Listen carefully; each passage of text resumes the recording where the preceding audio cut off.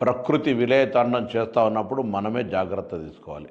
నేను అందరికీ విజ్ఞప్తి చేస్తూ ఉన్నా, దయచేసి వర్షాలు పడి ఎక్కువగా విపరీతమైన వర్షాలు పడే సందర్భంలో అన్ని రకాల జాగ్రత్తలు తీసుకోండి. ప్రభుత్వం తరఫున రేవంత్ రెడ్డి గారి నాయకత్వంలో క్యాబినెట్, శాసనసభ్యులు, పార్టీ మొత్తంగా ఈ యొక్క రీహాబిలిటేషన్ వాళ్ళకు సంబంధించిన పునరావాస కార్యక్రమంలో నిమగ్నమై ఉంది.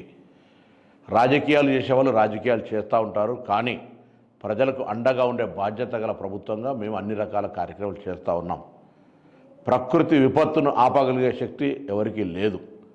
దాని నుంచి మనం ఏ విధంగా నివారించుకోవాలి, ఏ విధంగా దాని నుండి జాగ్రత్త పడాలి అనేటువంటి అంశాలన్నీ ప్రభుత్వం తరఫున చెప్తా ఉన్నాం.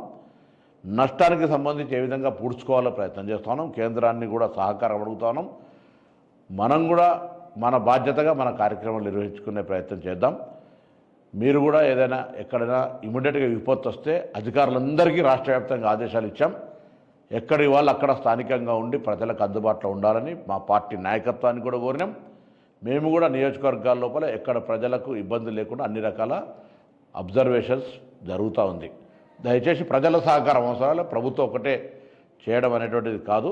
ప్రజలందరూ కూడా ఇటువంటి ఒక విపత్కర పరిస్థితుల్లో ప్రభుత్వానికి అండగా ఉంటూ పరస్పర ప్రజల సహకారం చేసుకునే విధంగా ముందుకు నడవాలని, మీకు ఈ యొక్క ప్రభుత్వం ప్రజాపాలన ప్రభుత్వం మీకు పూర్తి స్థాయిలో అండగా ఉంటుందనేటువంటి మాట సందర్భంగా మనవి చేస్తూ ఉన్నాను.